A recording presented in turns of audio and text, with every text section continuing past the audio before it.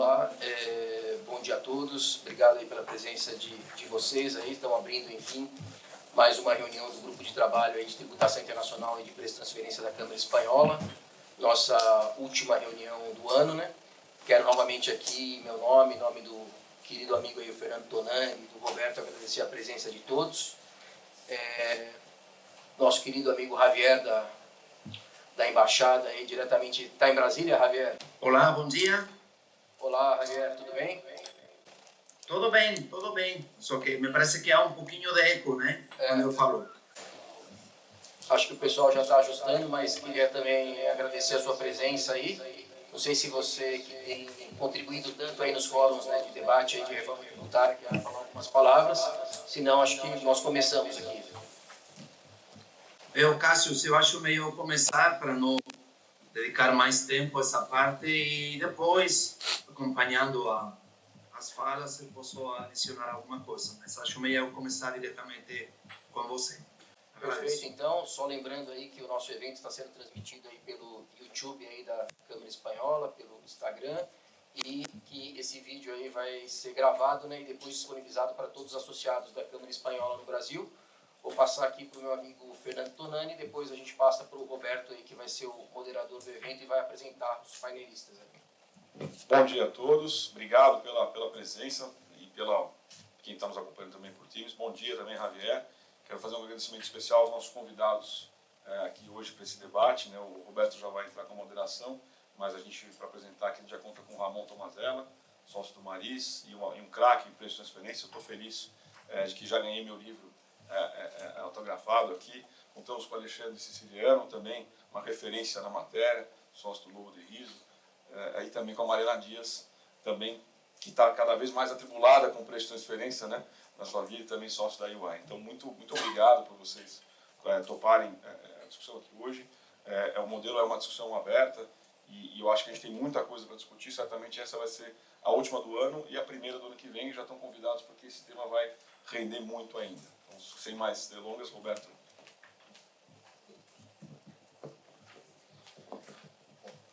Cássio, Tonani, obrigado.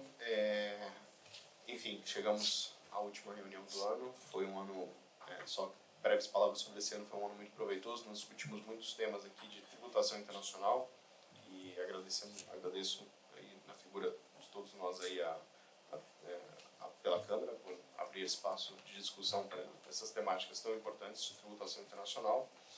Eu queria aqui começar os debates, né, agradecendo também a presença de todos os convidados, né, Ramon, Mariana e Alexandre Siciliano. Obrigado pela presença de vocês. Queria começar aqui perguntando quais são as suas opiniões gerais, quais são as suas impressões dessa regulamentação que a Receita Federal colocou em consulta pública referente aos APAs, né, já era bastante esperada desde a época da lei, da conversão da MP em lei, e dos serviços intragrupo. Eu acho que a gente pode começar falando talvez dos APAs, porque é uma questão que eu acho que tem mais temas, tem mais pontos a se elogiar, a se criticar também em relação ao que a Receita falou, a proposta de regulamentação. E queria ouvi-los, saber suas percepções sobre esse tema. Acho que eu vou começar pela Mariana, depois vou passar para o Ramon e depois para o Alexandre. Bom, acho que é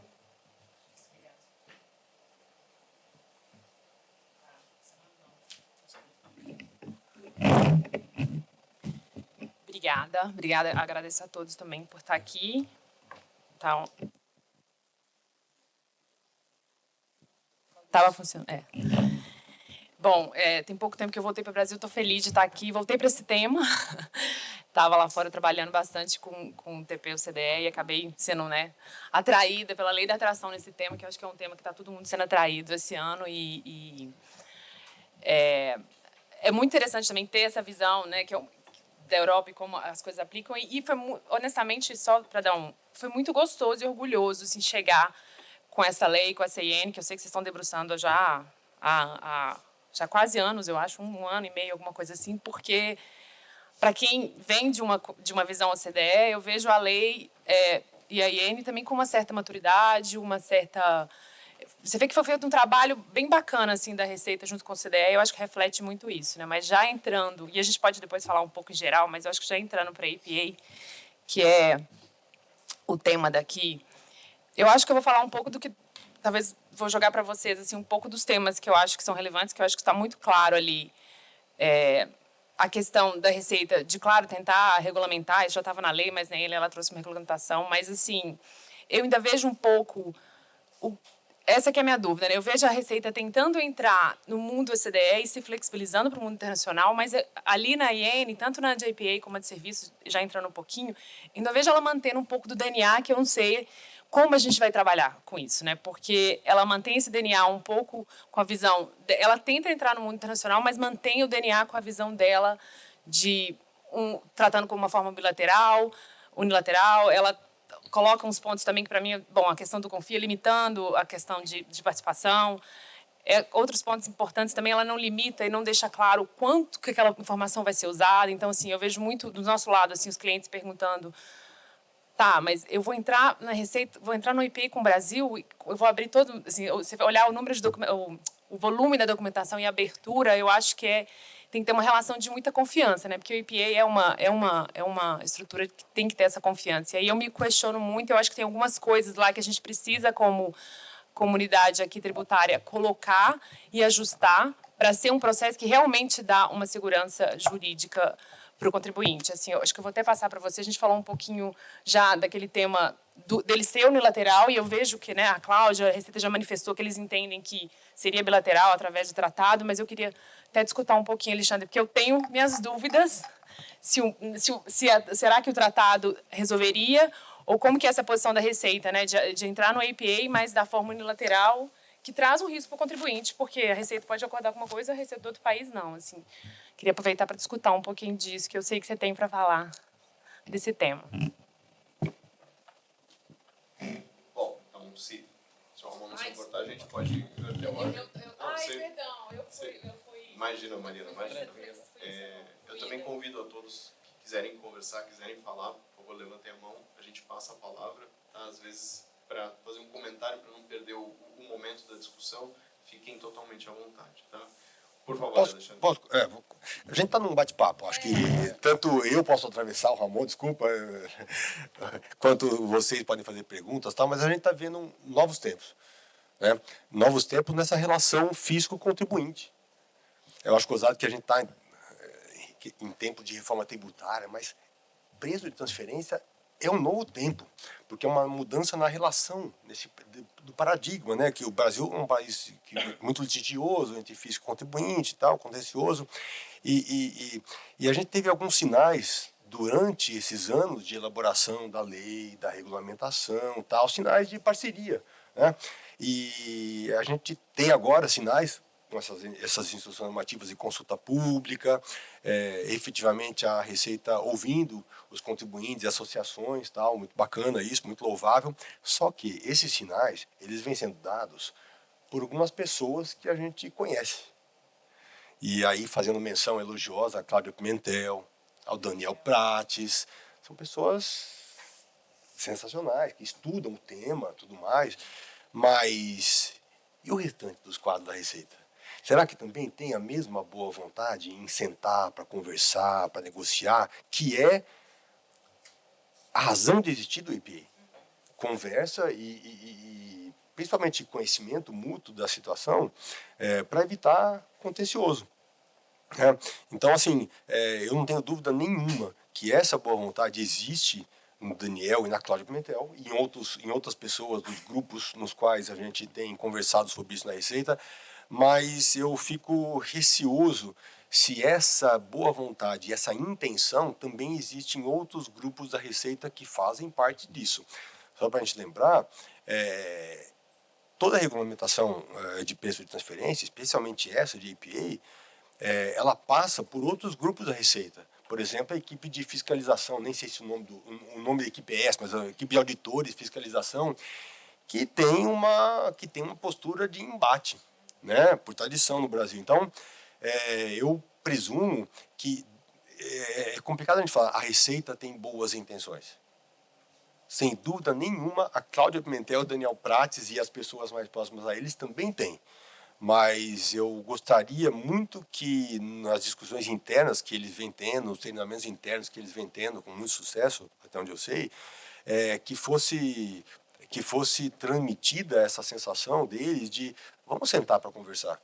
Vamos sentar para conversar, vamos aprender juntos, que é o fundamento do APA e a razão de existir do APA, preço de referência, para evitar contencioso. Respondendo a pergunta, e desculpa, acho que não vamos fazer uma apresentação, apresentar um tema, um bate-papo mesmo. Então, respondendo a pergunta, a dúvida da Mariana, né, só para quem não conhece o tema, eu sei que poucas pessoas aqui na mesa, mas tem muita gente que está remota, né? Os EPAs em outros países do mundo, e aí a Mariana, que trabalhou na Europa, pode confirmar isso, a maioria dos EPAs são bilaterais, não são, Mariana? Sim. O que é um EPA bilateral? Pessoal, EPA, tá? É a consulta específica em matéria de preço de transferência, tudo mais, tal, que é uma coisa nova no Brasil, né? Mas o que é, basicamente? É você sentar com a Receita, por isso que eu falei que é uma mudança de paradigma. A gente está acostumado com fazer as coisas, transmitir a ECF, da IPJ antiga, né? E ficar esperando durante 5 anos. Será que os caras vão chegar? Será que vão me atuar? E se passou a decadência, você, né, comemora que não foi fiscalizado e tal. O EPA, a consulta específica em matéria de preço de transferência, o paradigma é novo, por quê? Porque você vai sentar com a Receita, né, em reuniões, várias reuniões de negociação, você vai apresentar a sua vida ali, né, não o preço de transferência, a sua vida empresarial, o seu modelo de negócio, seu e do grupo empresarial multinacional a que você pertence, e vai combinar com a Receita se o teu approach em relação a princípios gerais de preço de transferência, ele está correto. Está correto, vai. Se a Receita entende, aceito. Entende como aceitar, razoável e tudo mais e tal. E a partir disso vai ser estabelecido, olha, então se você for por aqui, você não vai ser surpreendido com uma fiscalização que não vai ser amistosa e uma auto-infração. Isso em outros países funciona, voltando à história do bilateral, em outros países é muito comum, porque preço de transferência, a gente nunca pode esquecer, não é um problema da empresa brasileira, seja ela subsidiária ou matriz de um grupo. É um problema cross-border, que envolve uma outra empresa de outro país e, portanto, um outro fisco, né? Então, a maneira de você ter segurança jurídica, de saber se o que eu estou fazendo está certo, envolve você, o fisco do seu país, para o qual você tem que apresentar as informações, a outra empresa e o fisco do outro país. A isso a gente dá o nome de APA bilateral. Todo mundo senta junto e discute, para o grupo não ser surpresa, a empresa não ter surpresa, o APA unilateral, e o grupo não ter surpresa. Feito esse resumo muito rápido, o mundo entende que o EPA bilateral é o que mais funciona com esse propósito de evitar conflito. É a recomendação da OCDE. E o Brasil não trouxe na regulamentação. Puxa, mas não trouxe, então não vai ter? Segundo palavras da Cláudia Pimentel, em outros eventos ao qual eu participei, tive acesso, não, o EPA bilateral já existe, sempre existiu, no âmbito dos tratados de bitributação, os acordos, né, que sabemos que são poucos. Realmente, né, a gente tem aqui a felicidade de estar na Câmara Espanhola, e a Espanha tem um tratado com o Brasil que já foi testado várias vezes, não só no ponto de vista contencioso, mas em conversas com a Receita, em resposta da consulta, em atos declaratórios e tal.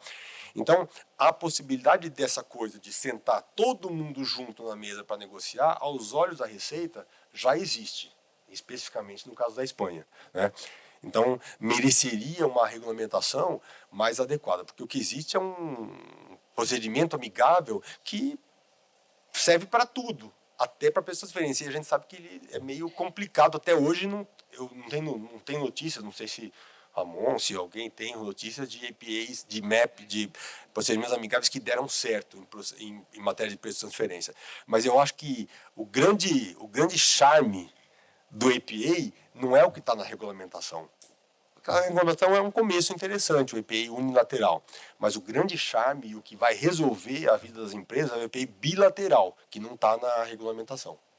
E aí, eu não sei, acho que eu também queria até escutar, para não ser mais dele, que eu te cortei aquela hora. O que você acha? Eu acho esse tema muito importante, eu acho que, ainda mais pensando aqui no pessoal da Câmara, né? Então, vamos lá. Uma situação de um cliente em que teve uma operação entre Brasil e Espanha. Eu acreditei que naquela minha operação a minha margem de 5% ela estava suficiente e alinhei com a Receita Brasileira que estava suficiente. E aí eu estou ok. Mas pode chegar na Espanha e eles falar, não, 5% não é suficiente. Eu quero uma receita de 7%. E aí eu tenho aquela diferença que eu vou ter um risco e uma abertura lá.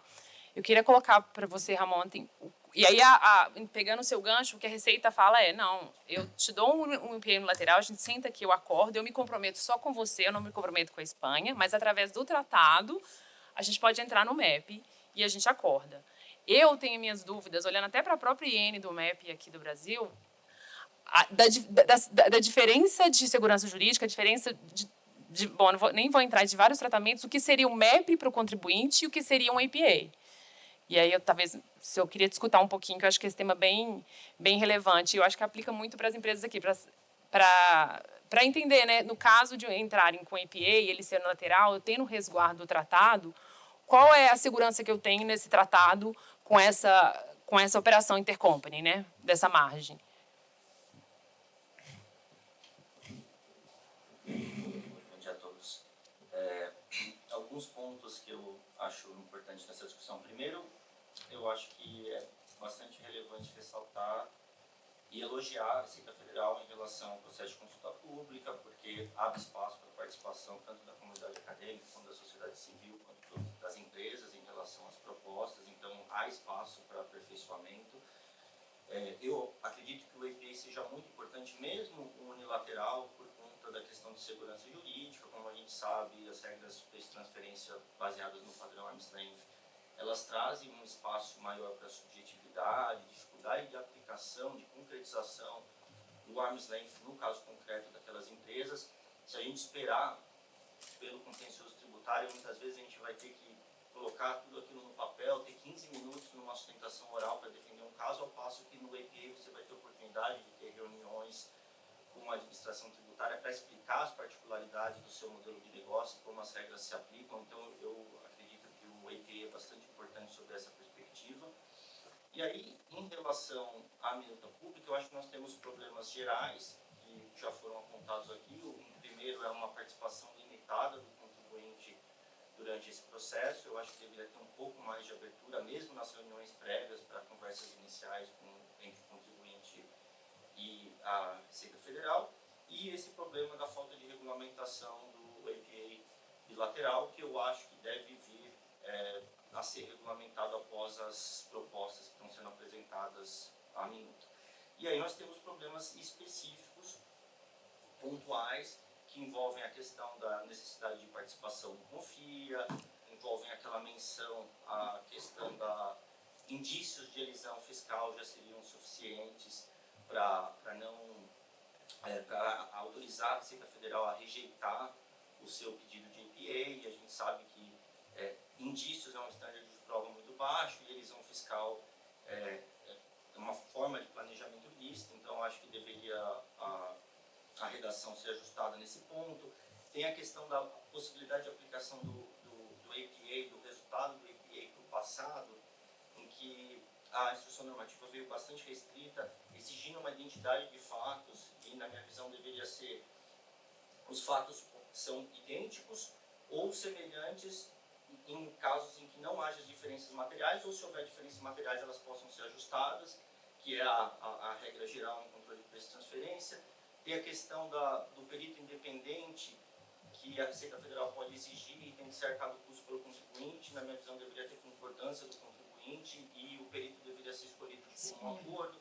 Então, tem algumas questões pontuais, talvez a questão da consulta à base de dados, né? Tem uma previsão também na instrução normativa que fala que o contribuinte deve permitir acesso a alguma consulta da base de dados na presença da autoridade fiscal.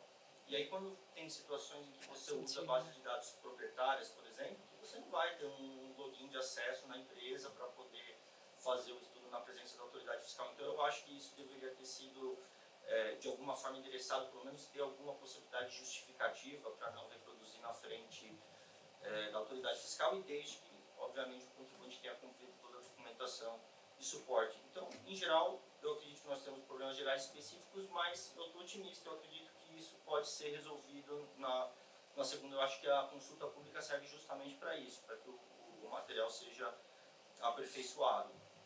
E em relação à questão que foi colocada pela Mariana, eu acredito, apesar de ter ouvido também a Cláudia mencionar que o procedimento amigável já está regulamentado em instrução normativa, então já haveria espaço para o APA bilateral, eu acho que uma regulamentação específica ajudaria, traria mais segurança, traria as etapas como o procedimento seria feito, porque ainda que aquilo esteja no guarda-chuva do procedimento amigável, do artigo 25 dos acordos de tributação, você pode ter uma disciplina específica, uma forma específica de regulamentação e aplicação, como isso vai acontecer. Então, eu acho que seria salutar ter uma medida como essa. Concordo com o que vocês colocaram. Fazer um pequeno comentário em relação ao que o Siciliano comentou, e eu gostaria também de ouvi-lo sobre isso. Me parece que a Receita Federal, a gente sabe que nos tratados brasileiros a gente não tem o parágrafo 2º do artigo 9º. Em alguns tratados novos, como por exemplo o Tratado do Reino Unido, nós já temos o parágrafo 2º, né? Ainda não foi totalmente internalizado, não foi objeto ainda não foi promulgado pelo Presidente da República, mas a gente sabe que isso está em vias de acontecer. Agora, será que se isso se repetir nos novos tratados, né, a inserção do parágrafo 2º do artigo 9º, aqui só lembrando para os participantes, o artigo 9º, parágrafo 1º da Convenção Modelo da OCDE, que está presente em todos os tratados brasileiros, ele prevê a possibilidade de você fazer ajustes arm's length às transações realizadas em partes relacionadas, né? Basicamente, o princípio arm's length nos tratados para controle de preço de transferência. O parágrafo 2º, ele prevê o chamado ajuste correlato, ajuste secundário, que deve ser feito no outro país, porque se evidentemente um país ajusta e não há um ajuste reflexo no outro país, eu tenho um problema de dupla tributação econômica, né? Então, o Brasil nunca se comprometeu com esse ajuste secundário, até porque isso também iniciaria muitos procedimentos amigáveis, isso daí enseja a um custo também de administração pública muito grande. A partir de agora, o Brasil vai passar a se comprometer com esses ajustes. Nesse contexto, não faz mais sentido ainda a gente ter APAs bilaterais?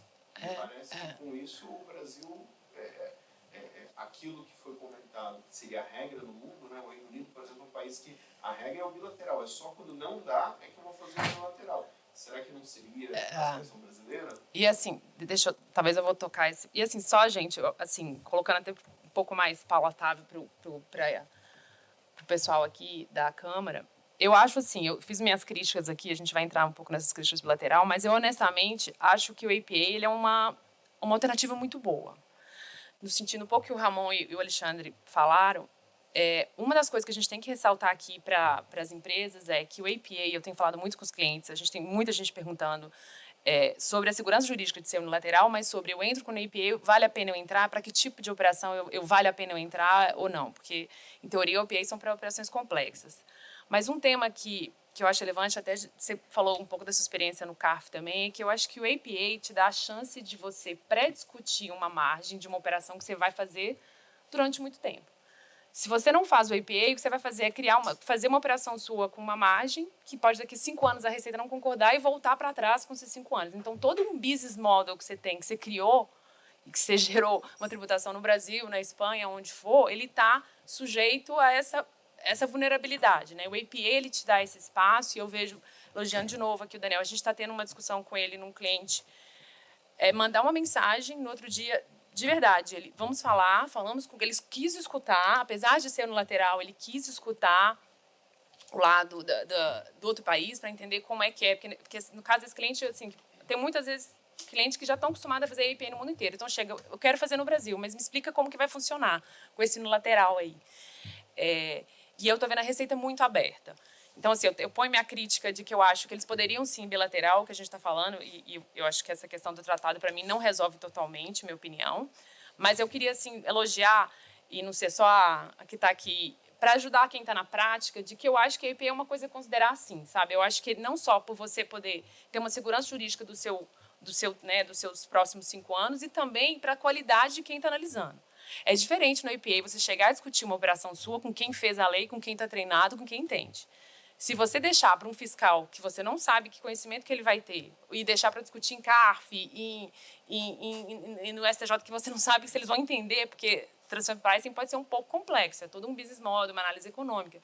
Eu acho que você fica muito exposto. Então, assim, a gente tem, entre meus colegas, a gente que defende a EPA para tudo, tem gente que fala, não, tem que ser um pouco mais complexo, mas eu acho que do ponto de vista da empresa, é uma coisa assim, a considerar. O que a gente está discutindo aqui, está todo mundo trazendo, é como fazer, né, CSN mais... ela está mais em linha com a segurança jurídica que a gente quer dar no contribuinte, para o contribuinte. Mas, assim, só defendendo o EPA e a Receita aqui, para não parecer que eu estou atacando, eu só estou trazendo os argumentos. Interessante, né? Que eu estou mais alinhado à sua visão do Ramon. Eu também acredito que tenha boa fé do lado da Receita como um todo. Não, eu não disse isso, ao contrário. Mas eu acho que a gente as duas palavras-chave para mim aqui são segurança jurídica e boa fé. Se a gente pensar no nível, se a gente ficar só reclamando e pensar no nível de contencioso tributário brasileiro, conversando com clientes internacionais e com escritórios internacionais, o nível de contencioso tributário nos países da OCDE cresceu muito. E, dentre esse contencioso tributário, o filão que mais cresceu foi o TP, no preço de transferência. Então, não é uma prerrogativa nossa. Nós, obviamente, estamos anos aos luz à frente, podemos exportar tecnologia em contencioso tributário. Mas é fato que nos países da OCDE também há um crescimento, e o crescimento se dá em TP.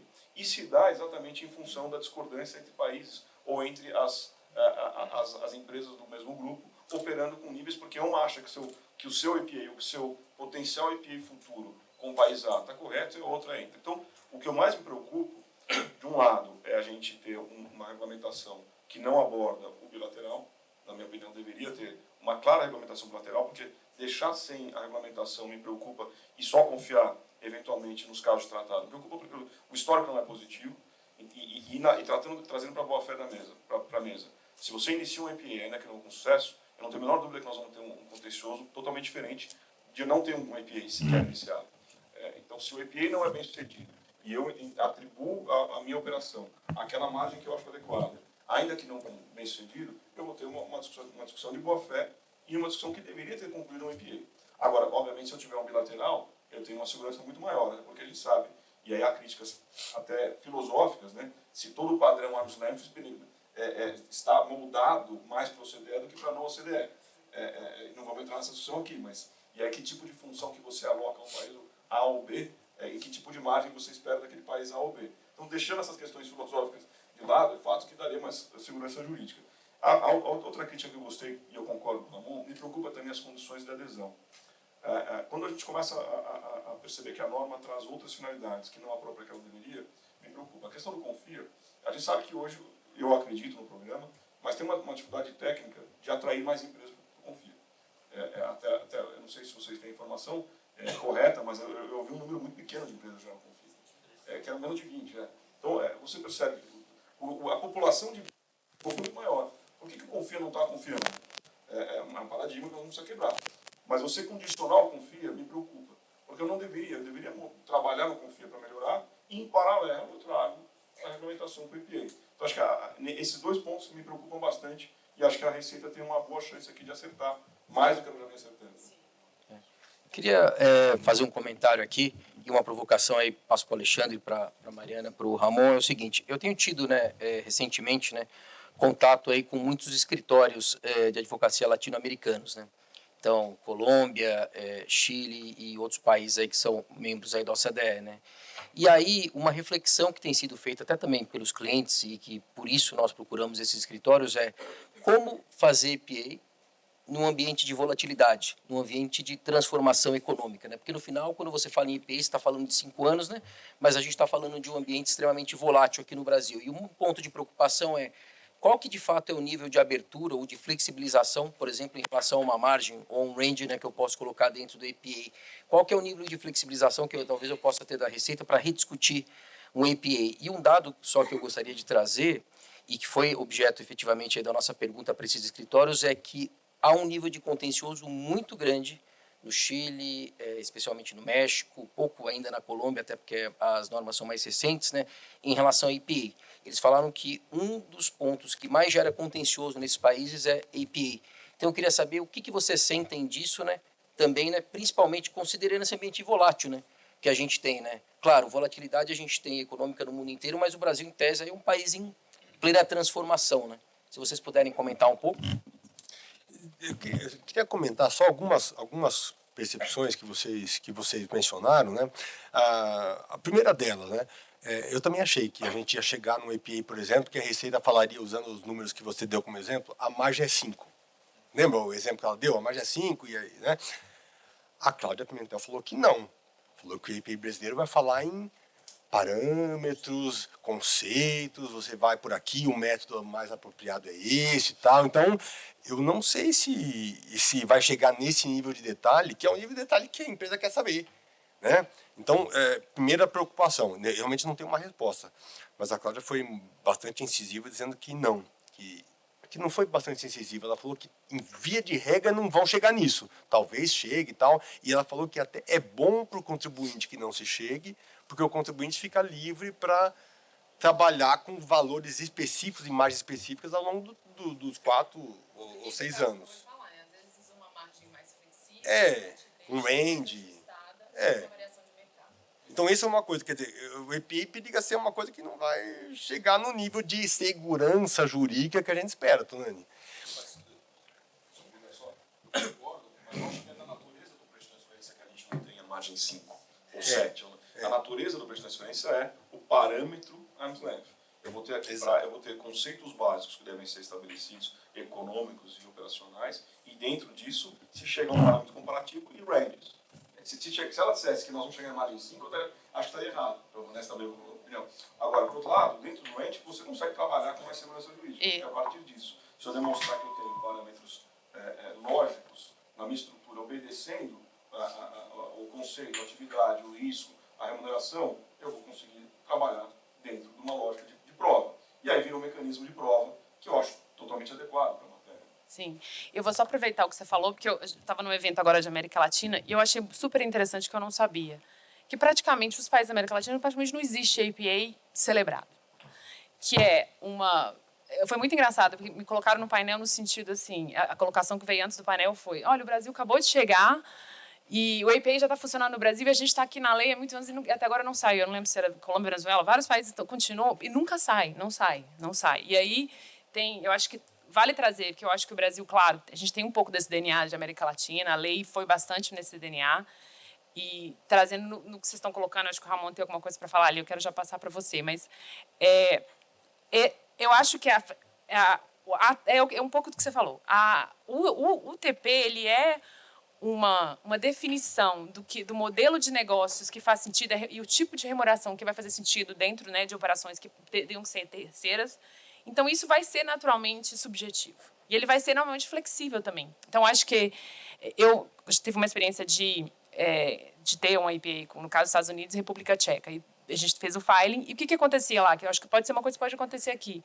A gente acordou numa margem, no caso era relacionado a um intangível, né, um cost contribution, mas a gente acordou no que deveria ser a remuneração e a distribuição de lucro entre as partes, com base no fluxo de caixa descontado, todo ano, que talvez pode ser a questão do relatório anual que eles colocam também. Todo ano. A gente revisava porque eu posso fazer eu faço uma remuneração com base no fluxo de caixa descontado. Esse fluxo pode mudar por questões econômicas. E aí eu teria que, no que ele muda, aquela remuneração para um país ela pode estar boa e para o outro ela pode ficar pior, se você for refletir a economia. Então a gente tinha que atualizar e ajustar para ir nesse sentido. Eu vou te passar só um comentáriozinho também que eu queria fazer. Ah, não, desculpa. Então, deixa eu passar para o Alexandre. Um comentário também que eu queria depois escutar vocês, que eu também me incomodou um pouquinho, de novo, defendendo o APA e a consulta, mas me incomodou um pouquinho, foi não explicar muito, pensando no lado aqui de contribuinte, tá? Que nos últimos 8 anos eu era até do lado de vocês, de empresa. Como que vai ser a abertura de informação? O que a Receita vai fazer com essa abertura de informação? Porque pedem uma abertura de informação gigantesca para uma discussão 2 a 2, para eu falar o que está acontecendo, mas eu acho que faltou alguma limitação ali do que poderia Acho que chega uma hora no final que eles falam até, se o EPA for negado, eu posso compartilhar com o fiscal. Eu já vi o Daniel falando que o fiscal vai participar do evento, da discussão. Então, acho que é um outro tema também que na consulta tem que limitar um pouquinho. Te passo a palavra. Então, falou, eu vou passar pro Ramon, depois pro Tonani. Eu falei, eu não acabei. Não, é rapidinho, eu falo antes para ouvir o Ramon, o Tonani, todo mundo. Que é a questão de contencioso, né? No Brasil, a gente tem 2 contenciosos em matéria de transferência. Contencioso administrativo, CARF e judiciário. Né? E o CARF é um revisor de atos administrativos, autos de infração. Né, na maioria das vezes. Mas, então, se o EPA evita que haja uma autuação, por exemplo, aí tudo bem. Aliás, se há autuação, o CARF analisa. Agora, se não há autuação e o EPA foi negado, a Receita saiu do EPA durante o processo, por alguma razão, qual o contencioso que não sobra? Judicial. O contencioso do judiciário. Nem passa pela minha cabeça isso, quer dizer, da maneira como está hoje, né? Da maneira como está hoje, assim, eu acho que a gente discute as coisas no CARF com muita dificuldade em matéria de preço de transferência, mas contencioso judicial em matéria de preço de transferência, meu Deus, eu tenho muito medo do que vai acontecer. Que se você está para o juiz e fala assim, olha, sabe aquela história do PRL, N versus lei, que é o que está no STJ? Isso não existe mais, tá? É outra coisa. Nossa, meu Deus, eu tenho até medo do que vai ser essa discussão. Então, o EPA negado, de alguma maneira abandonado, ou, enfim, negado pela Receita, só quero lembrar, vai restar o contencioso do judiciário, que é uma caverna escura. Deixa eu... Mas só um questionamento. Você não acha, por exemplo, se tiver um EPA negado pela Receita e eventualmente essa informação for compartilhada para fins de autuação, que é um risco, eu concordo muito com a Mariana. Esse é um problema, você não tem um Chinese Wall ali separando as equipes, não existe uma arrecadação. Exato, não existe uma clara equipe de EPA ali com um líder, como é no direito comparado, então tem esse risco sim, mas se houver autuação, eu posso impugnar e seguir na esfera administrativa. Então, eu não perco a instância do CARF se eu tiver um EPA negado. Mas e, Roberto, se a Receita, e tá na Receita, não vai dar o EPA só porque você quer e pagou a taxa. Ela pode achar que não é o caso. Com certeza. E reclama para quem? Ah, não, isso não tem. Só cabe, entendeu? E tem até uma previsão que não cabe nem sequer o recurso hierárquico da Lei Geral do Processo Administrativo. Então, eu queria endereçar as questões que foram colocadas. A primeira foi a sua, sobre o artigo 92 nos acordos de tributação. Na minha visão, quando tem o artigo 92, é a aplicação automática, desde que o ajuste feito pelo primeiro estado seja arm's length. Então, tem um ajuste pelo primeiro estado no artigo 91 que seja arm's length, o ajuste correspondente pelo artigo 92 poderia ser feito diretamente pelo contribuinte, então reduzindo, fazendo o downward adjustment aqui. E, então essa é a vantagem de um tratado como o Reino Unido, que tem o artigo 92. Nos demais tratados, aí a gente teria que recorrer ao procedimento amigável normal, com base no artigo 25.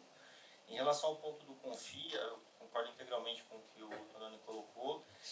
Eu colocaria, eu acho que seria aceitável na instrução normativa colocar que as empresas que participam do CONFIA poderiam ter prioridade, porque como a Receita Federal pode limitar o número de APAs por ano de acordo com a capacidade operacional dela, então quem está num programa de CONFIA, para não ter só, né, o ônus de ter uma abertura maior, um disclosure maior perante a autoridade fiscal, poderia ter alguns privilégios, entre aspas. Só uma coisa, desculpa, não é só confia, né? Ela fala assim... Ela fala programas de conformidade fiscal. Teoricamente, poderia ser outras Sim, coisas. Poderia ser outras coisas. Eu estou usando o confia como um exemplo. Desculpa.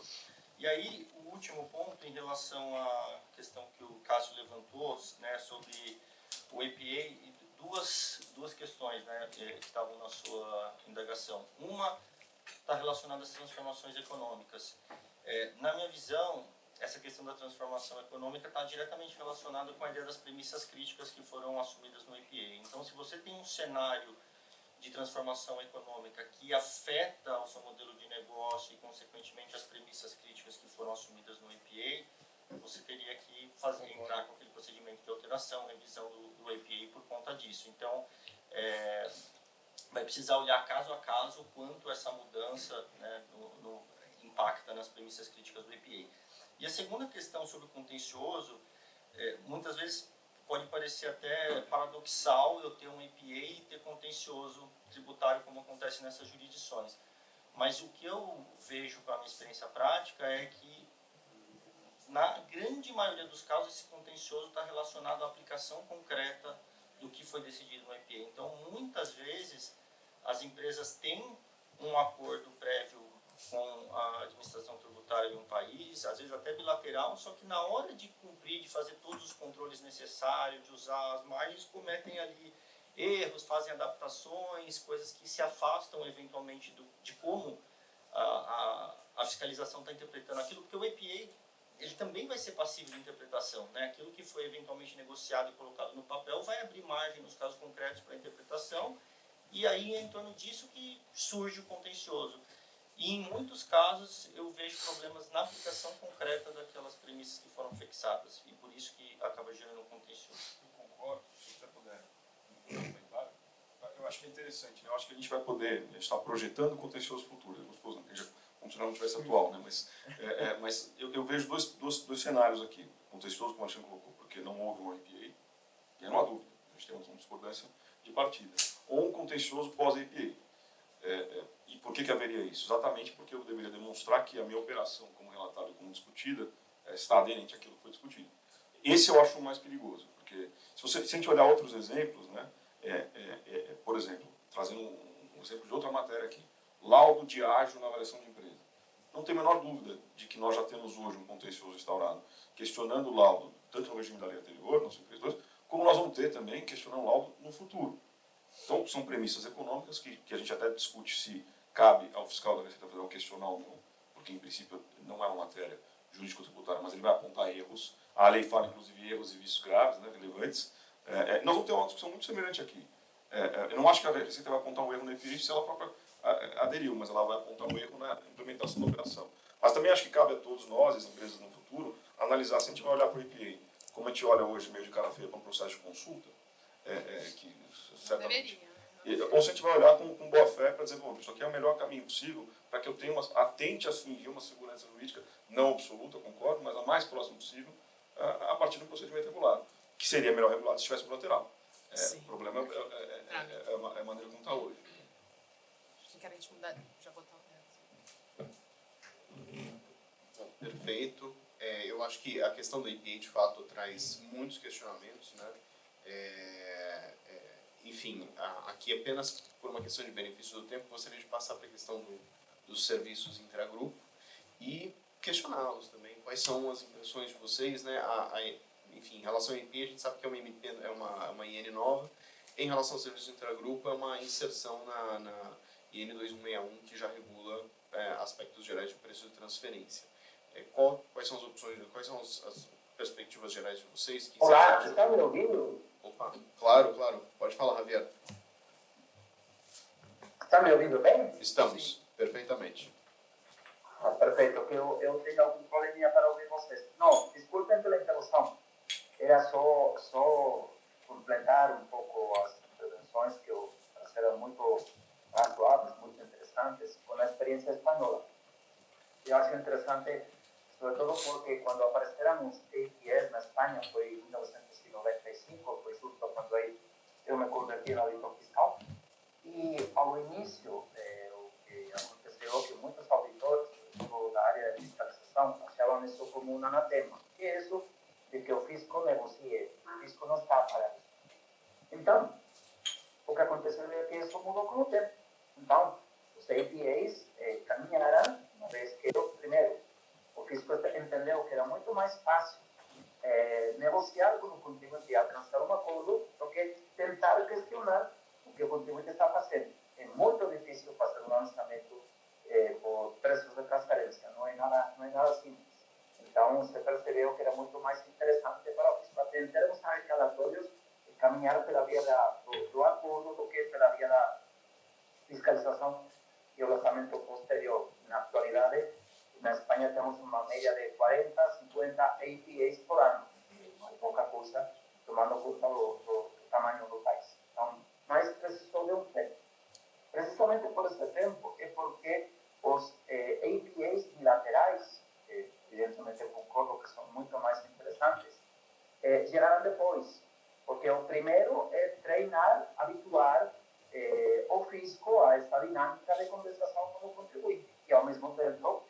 também habituar ao contribuinte a não esperar a decadência, a ser mais proativo, se aproximar do fisco e dizer, eu tenho isso aqui e eu quero ter uma segurança jurídica, eu não quero ficar aí todo dia preocupado com o endereço de ADTE, acho que se chama IA, o endereço eletrônico para notificações, para ver se ia essa carta do fisco. Então, foi assim que funcionou todo o tempo.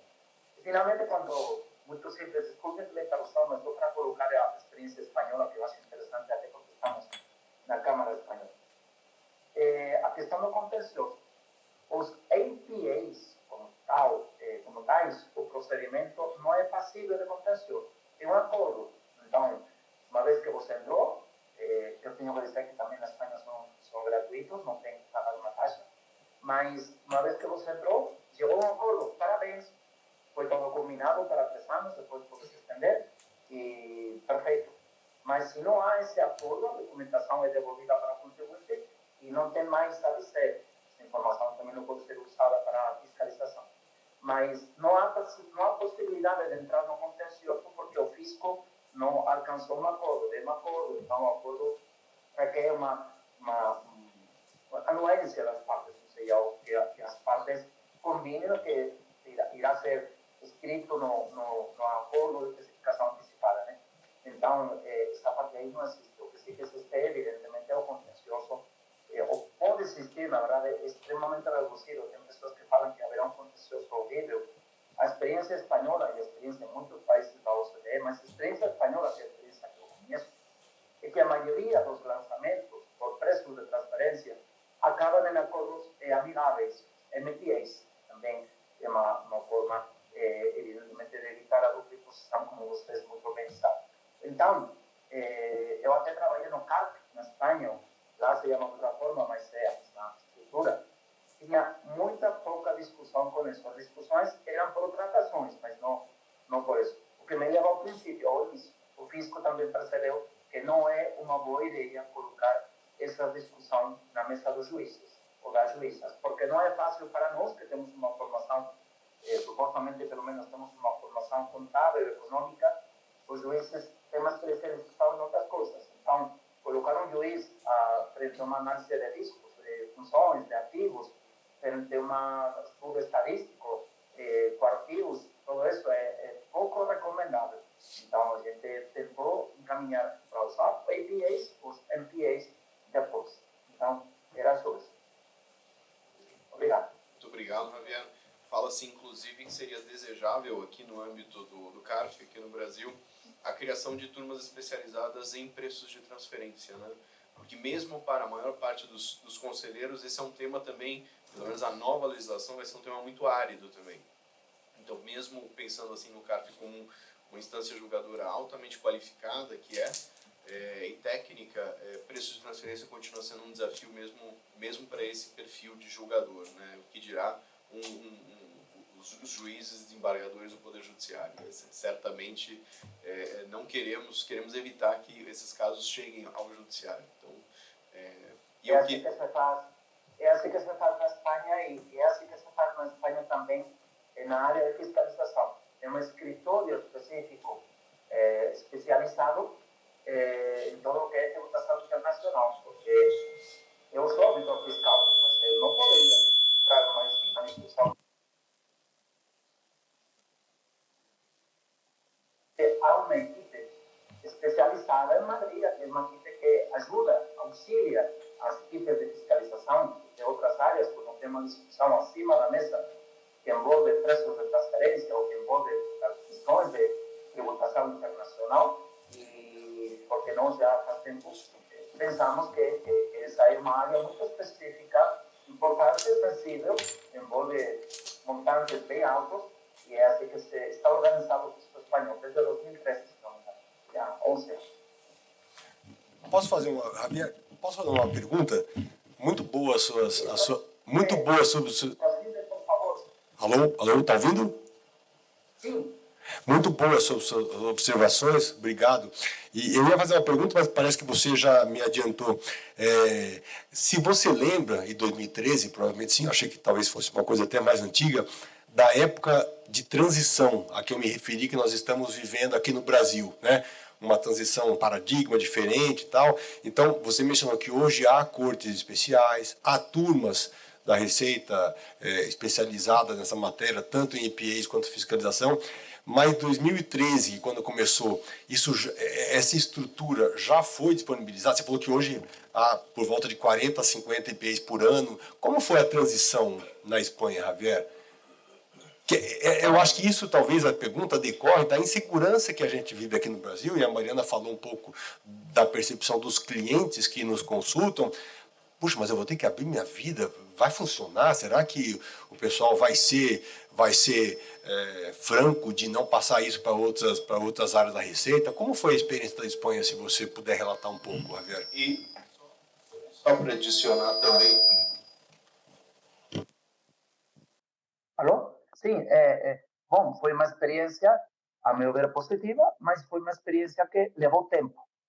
E isso é importante que seja considerado. Primeiro, e não por ordem de importância, simplesmente, enfim, no fisco, que é o que eu mais conheço, levou tempo até o fisco ter essa estrutura, aceitar que há formas diferentes de se relacionar com os contribuintes e não é só o confia ou sintonia para as empresas de menor porte, mas, em geral, levou tempo por questões de mentalidade. Eu sempre, quando falo disso, eu sempre falo a mesma história. A primeira vez que eu levei a minha esposa, que é brasileira, a comer feijão com frutos do mar, ela ficou abismada até ela experimentar e perceber que era bom. Porque na cabeça dela, feijão é feijoada, e feijoada se faz com carne, como todos vocês sabem. Então, é uma mudança de mentalidade e isso é difícil. Mas eu insisto também, levou tempo por parte das empresas. As empresas multinacionais, as empresas do Reino Unido, dos Estados Unidos, eles têm mais esse hábito porque eles já fizeram APAs por todo o mundo. Então, para eles não é tão difícil. Mas para as empresas espanholas, enfim, levou tempo também ou até para as subsidiárias espanholas de grupos multinacionais, porque até eles, de verdade, confiarem, acreditarem que o fisco não iria se aproveitar dessa sobreexposição para depois reagir de uma forma inesperada, isso também levou tempo. Quando agora estava dizendo que tem mais ou menos 50 EPAs por ano no escritório de fiscalidade internacional que existe na Receita Espanhola, na agência tributária. Isso é agora que estamos em 2023, 2024. Quando começou não era assim. E até mais, ao início, porque os EPAs foram introduzidos na Espanha para começar a vigorar em 1996, ao início era todo direcionado para o subsecretário de fiscalização. Vamos dizer assim, já se chama de outra forma, mas é assim, evidentemente o subsecretário ao início não tinha muito trabalho com isso, vamos dizer assim. E uma vez que foi caminhando, uma vez que o fisco espanhol também entrou nos APAs bilaterais ou multilaterais, que também existe, e que já se resolveu criar 7 anos depois, 17 anos depois, em 2013, esse escritório especializado, e esse escritório, depois de 11 anos, já é uma estrutura sólida, com pessoas muito capacitadas e algumas delas muito experientes, que evidentemente têm uma capacidade de interagir e até às vezes uma relação pessoal, porque evidentemente os especialistas do setor privado muitas vezes hoje estão fazendo um EPA para a empresa A e amanhã para a empresa B, mas são os mesmos abogados, os mesmos contadores, as mesmas pessoas. Isso gera também enfim, conhecimento que pode ser interessante. Até alguns deles são auditores fiscais que foram para o setor privado. Então, insisto, leva tempo. Eu compartilho, eu concordo com todas as ponderações que vocês fizeram, claro, não tem como não concordar, mas, insisto, leva também um tempo até todas essas estruturas pegar uma dinâmica própria e funcionarem adequadamente. Começa os debates sobre esse tema. Obrigada pela gentileza. Eu acho que esse tema é um pouco mais gostoso de falar, um pouco menos talvez polêmico, porque tem assim, já era um tema um pouco mais, né, regulamentado, vamos dizer assim, na lei. A IP realmente, eu acho que era um artigo E a EN realmente vem um pouco mais completa. Eu acho que a EN Serviços, eu vou colocar alguns pontos, mas eu quero escutar meus colegas e todos vocês. Trouxe questões que eu acho que são necessárias, né, da OCDE, a questão do benefício, a questão de teste do benefício, é uma coisa que, para quem aplica, eu já apliquei TP na prática, você tem, tanto na OCDE como na IRS, você tem todo um teste muito parecido, então você tem que sempre comprovar, e eu acho que isso é muito importante, porque às vezes muitas empresas usam o serviço como uma forma, né, de simplificar, ou às vezes tratam o serviço como royalties e tal, então empresas espanholas, né, com uma operação aqui no Brasil, às vezes é uma forma de, agora com a nova regra, é uma forma de você regulamentar essa parcela do lucro, né? Porque antigamente, com a regra antiga, você tinha aquelas as margens pré-estabelecidas e o lucro que ficava. Não tinha muito o que discutir. Então, você tinha uma política global em que você colocava, né, a empresa na Espanha ou onde for, né, o head office, e o resto você limitava, a lucratividade vinha através de um royalties residual, serviço, o que for.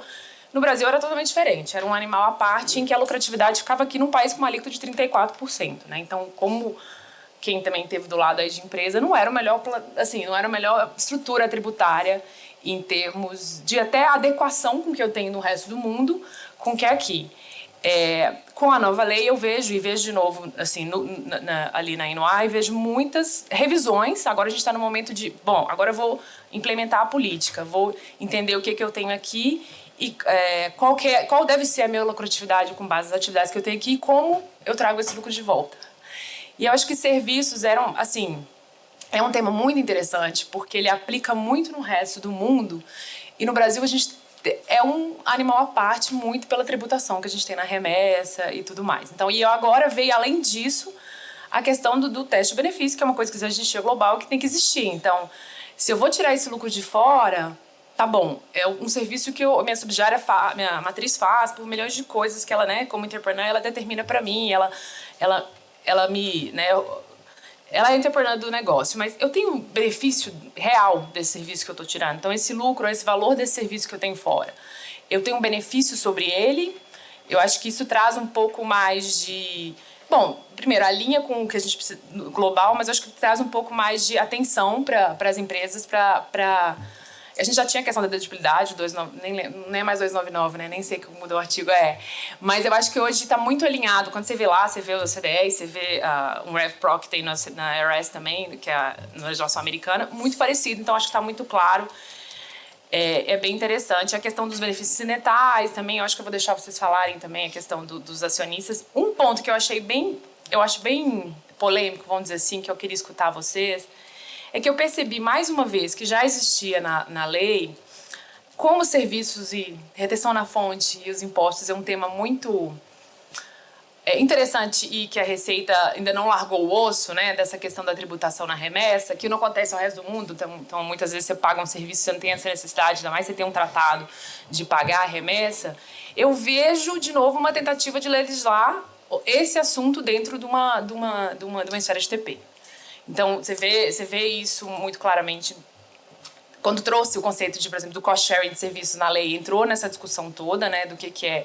Então, eu tô caracterizando o tipo desse tipo, por exemplo, de serviço, e será que isso implica na minha retenção da remessa? Então, não só para TP, né? Então, não só para as regras de TP. Será que eu estou entrando nos outros impactos? E eu vi na IN, nessa proposição de IN, não sei se vocês concordam ali, quando ele chega a falar de imposto na remessa, sobre o que ele entende que tem que ser, se é sobre o valor repassado ou sobre, né, ele fala claramente que ele entende que a margem de lucro, isso eu acho que está super alinhado, que eu acho que é uma coisa que acontece muito no dia a dia das empresas, né? Essa centralização de serviços em que lá fora a empresa vai e centraliza todos os serviços de SAP, Microsoft, todas as licenças, mais serviços internos, eu centralizo, eu compartilho com toda a minha estrutura, minhas subsidiárias. Como é que eu faço? Porque o meu país vai querer que eu adicione uma margem de lucro. Nos Estados Unidos a gente tem uma flexibilidade, mas muitas vezes na Europa não tem, eu tenho que adicionar. Eu adiciono, a Receita já tinha falado que ela aceitava até uns 5%. Mas ela deixa claro, eu aceito só até o serviço, a atividade de centralização do serviço, né? O que vem de fora já tem o lucro da pessoa que ela colocou ali, né, do terceiro. Então, isso eu acho que está super alinhado com a realidade, que é o que tem que ser. Mas eu achei interessante porque ela já entra na tributação da remessa, que é a retenção na fonte. Ela já fala, olha, a retenção na fonte eu achei bem típico, mas assim, eu acho que, assim, eu vejo muito esse tema, não sei para as empresas, mas é um tema que a gente vê muita discussão porque, de novo, agora a gente está numa estrutura, só para voltar, é uma estrutura em que eu tinha uma estrutura baseada na lei antiga e o lucro ficava aqui, agora eu estou ajustando a minha estrutura global. E como ajustar a minha estrutura global? Eu mantenho uma lucratividade aqui, vamos dizer, uma distribuidora, uma lucratividade mínima, o que eu faço com esse excesso de lucro? Eu não quero deixar no Brasil porque eu preciso desse lucro lá fora, onde as operações estão sendo realizadas, os royalties estão sendo gerados, os serviços. Como que eu trago isso? E eu acho que esse trago é a palavra-chave que eu acho que é muito importante ser feito de forma muito estratégica, estruturada, porque eu vejo a receita de novo no nessa consulta eu já vejo ela tentando sempre abocanhar um pedacinho, isso vai impactar muito no dia a dia das empresas, porque o que você pode trazer às vezes vai ser mais caro do que uma dedução, do que você vai ter aqui, um ajuste. Mariana, só antes de você passar para o Alexandre, eu queria te fazer uma pergunta, né? Como que vocês na UI têm sentido a disputa, né, entre CFOs, CEOs, né? Porque ao final, né, uma diferença de preço para lá ou para cá representa mais ou menos EBITDA, representa mais ou menos bônus, né? Impacta a operação, né? E essa é a minha primeira pergunta, né? Se você está vendo algum tipo de disputa ou discussão interna, claro que no final a gente sabe que a lei tem que ser aplicada. Essa é uma primeira pergunta, né? E como que as empresas estão tratando isso? E um segundo ponto é, frente à nova legislação de preço de transferência, você está vendo que as empresas estão tomando isso como uma oportunidade para revisar suas estruturas de serviço, racionalizar realmente esse processo, avaliar a possibilidade de constituir um CSC, um centro de custo compartilhado? Você está sentindo o início desse movimento? Total, gente. Assim, eu brinco que esse ano é o ano do storytelling na sua mão, né? Na sua vez. Então, eu acho que é um ano muito importante para as empresas. Porque é o primeiro ano que você vai contar a sua história, do seu modelo de negócio aqui. E eu vou falar um pouquinho dessa parte, depois eu passo de CEO, CFO, porque na Embraer eu vivi isso na pele. É normal. Então, eu acho que as empresas estão nesse momento de... eu preciso entender como que eu quero ver o Brasil, encaixar ele dentro da minha política global, né, do meu modelo de negócio global, como que o Brasil funciona isso dentro, claro, das regras de preço de transferência, mas também como ele... eu tenho que colocar isso de uma forma pensando nos meus planos futuros. Muitas vezes, por exemplo, a empresa, eu não cobro ainda cost share, mas eu quero cobrar o ano que vem. Como que eu faço esse ano? Eu já explico isso para a Receita, que eu não tenho uma dedutibilidade, ano que vem eu vou ter. Como que eu faço isso?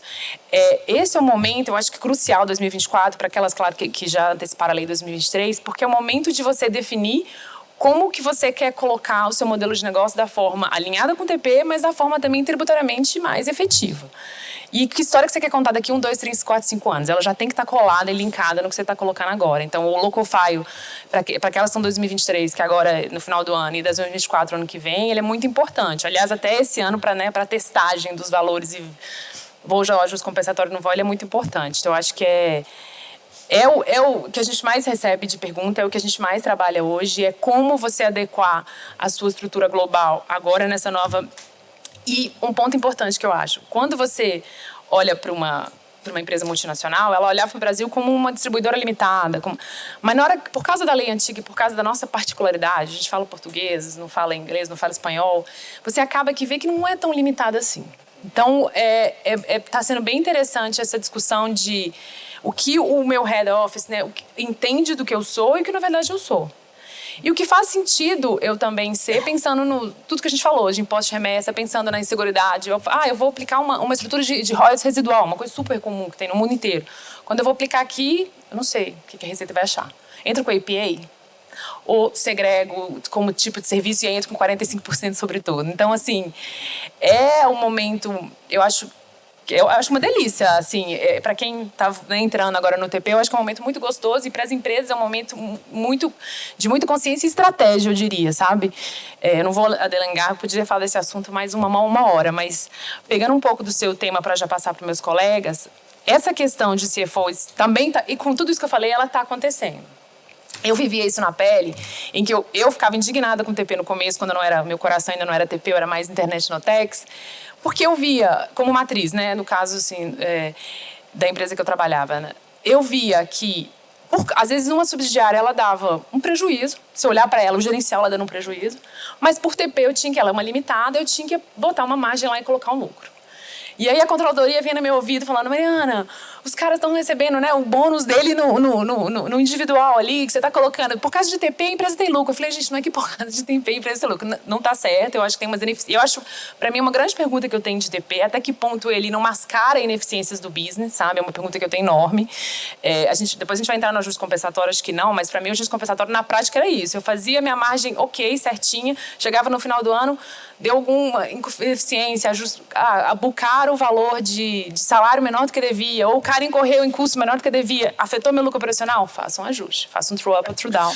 E por isso que eu entendo que o ajuste compensatório não está relacionalmente ao preço do produto. Não vamos entrar nesse assunto, mas é muito assunto, né, gente? Eu vou cortar.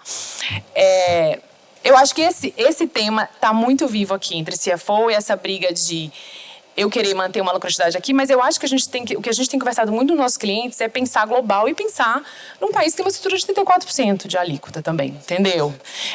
Não adianta eu pensar, e às vezes, ou até implementar, igual a gente implementou, eu conheço várias empresas que implementou, o Rafael até comentou que implementou também em outras empresas, um bônus gerencial. Então, você faz um balanço gerencial separado do que o seu balanço fiscal, do seu balanço contábil, desculpa. Que eu acho que é o melhor caminho para ir, porque a empresa tem que pensar na toda, né? Não faz sentido você ter um lucro aqui que não está alinhado com o lucro lá, que está te dando uma exposição lá num país de alíquota 34. A gente tem que ser um pouco... O Brasil tem lucro que tem que ter. E o Brasil também resolveu ser agressivo na alíquota dele, então ele vai ter que ter um pouco do que é o mundo real, né? Acho que é isso. Não vou alongar, porque esse tema é muito gostoso. Então, eu vou passar para os colegas. Eu vou ser breve no meu comentário, que eu ia comentar uma outra coisa genérica de serviço, mas a pergunta do Cássio me lembrou. Eu tenho visto isso na minha prática, né? E assim, eu realmente vejo acontecer essa briga a que o Cássio se referiu. Eu não apito. Eu não falo muita coisa, mas eu vejo nessa briga. E a Mariana foi da Embraer durante muitos anos, que é um grupo multinacional brasileiro. E nessas brigas, Mariana, acho que você vê também, quem pode... O dito popular é em português, Javier. Quem pode mais, chora menos. Do tipo assim, se a subsidiária é pequena, o que eu tenho visto tem esses contratos aqui. Implementa esses contratos e passa a me pagar X. Você pagava 0, agora você vai me pagar X. E a subsidiária brasileira tem que se virar para saber fazer como que ela vai se contrapor a isso, né? Se é que pode se contrapor. Então, essa briga eu realmente tenho visto acontecer. Por quê, né? E aí, uma percepção que acho que vocês de grupo multinacional, se é de grupo multinacional espanhol, podem perceber também. Que agora...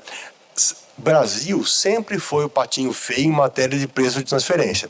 Então, era uma desculpa muito conveniente da subsidiária brasileira falar assim, olha, no Brasil eu só não posso pagar, porque no Brasil é diferente. E essa desculpa colava, por quê? Porque os profissionais de preço de transferência, sejam eles brasileiros ou estrangeiros, falam assim, realmente é diferente. Então, no Brasil, o Brasil não precisa pagar. É o que a gente vê na prática. E agora, a gente entrou para um mundo OCDE, né? E que o pessoal de fora, de outros países, é muito mais fluente nesse tema do que a gente no Brasil. Então, essa postura muito top-down, de grupo multinacional estrangeiro ou brasileiro, no caso, é muito assim, olha, funciona, na Índia funciona, no México é assim, vocês vão ter que pagar isso aí agora. E aí cabe ao time brasileiro tropicalizar, ou pagar, ou perguntar para o Ramon lá, pedir uma legal opinion para o Ramon para dizer que não vai poder pagar, tal. Então, realmente essa briga acontece. E aí fica a grande pergunta. 2024, que para a grande maioria dos contribuintes é o primeiro ano da aplicação brasileira, é o ano que eu tenho que fazer o storytelling, Mariana? Porque muita gente não vai conseguir fazer esse ano, e aí eu posso esse ano deixar tudo como está e começar a contar essa história em 2025? Eu posso fazer um local file diferente, 24 e outro para 25? Ou eu tenho que correr para fazer agora, saber se eu vou pagar esse negócio ou não? Então, já respondendo a pergunta que eu mesmo fiz, é muito importante que esse storytelling seja feito esse ano, ainda que ele seja meio incompleto, mas é muito importante que o direcionamento seja feito esse ano para não ficar uma história que não seja coerente com 2025. Então, se o Brasil não vai pagar o serviço que está sendo cobrado, é muito importante que esse ano a gente já comece a contar a história, ainda que sem muitos detalhes, né? E uma outra coisa... Então, isso eu me antecipei pela sua pergunta. E uma outra coisa que eu tenho visto também, é que o conceito de serviços, e não só da IN proposta, tá? Da própria lei, ele abrange também colocar intangíveis à disposição, não é isso? Né? E aí tem a velha, colocar intangíveis à disposição, licenciamento e tudo mais. E aí tem aquela briga do Brasil, que o Brasil não vive de preço de transferência e imposto de renda. A gente vive de CID, de PIS, de COFINS, de um treco municipal, Javier, chamado Imposto sobre Serviços, ISS, cujo fisco é municipal. Então, se eu chamar isso, mas fica tranquilo, é só para fim de preço de transferência que eu vou chamar a disponibilização de intangíveis para fim de, que é um serviço. Fica tranquilo, é só para serviço, é só para preço de transferência. Será que o fisco municipal, e eu não estou falando do fisco de São Paulo, que talvez seja mais equipado para estudar esses casos, mas estou falando do fisco de Barueri ou de Santana do Parnaíba, será que esses fiscos não vão ser agressivos na cobrança? Então, eu estou levantando a dúvida, mas eu não tenho resposta não. Quer dizer, eu acho que os carimbos que a gente der para fim de preço de transferência, se chamar de serviço uma coisa que talvez não seja, e aí tem uma grande história brasileira de chamar, de obrigação de dar, não é serviço, ou é por causa do ISS, será que esse carimbo não vai servir para tudo, Ramon? Eu queria colocar uma casca de banana aqui pro Ramon também. Ele é o último a comentar. Mas fez um comentário, fazer uma pergunta pro Ramon. O comentário é o seguinte: eu não sei se a gente é patinho feio ou a salvaguarda, porque também era mais fácil lidar com o Brasil com margem fixa, fora as discussões judiciais. Se a gente for pensar bem em contexto administrativo, até numericamente não era tão grande. Porque tinha uma salvaguarda. Até quando foi feito o relatório conjunto Receita ao CDE, teve uma discussão no capítulo de implementar faseado ou implementar full.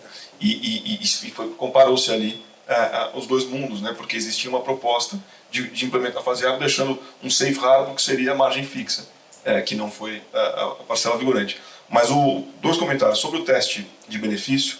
Eu acho que foi uma tremenda evolução que já existia no exterior há muitos anos, mas eu acho que a gente já tinha aqui na marra, né? Porque, obviamente, o 299-311 já nos colocava um ônus de prova. Nós temos uns casos que já estão sendo julgados em que é aplicado na marra para serviço intercompany para provar que ele foi prestado, incorrido e era necessário. Ou seja, nada mais é do que o teste de benefício, não escrito como tal, mas na marra no 311.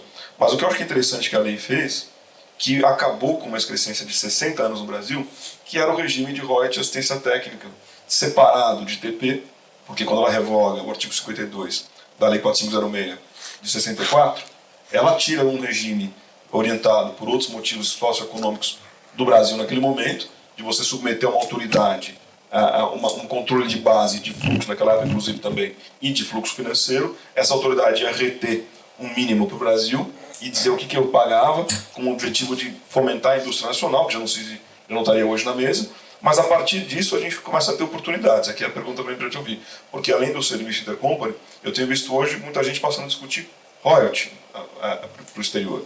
E royalty é um intangível que, por natureza, é altamente subjetiva a avaliação.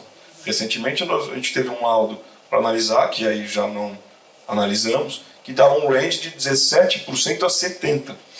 Falando, pode parar que esse laudo não vai adiante.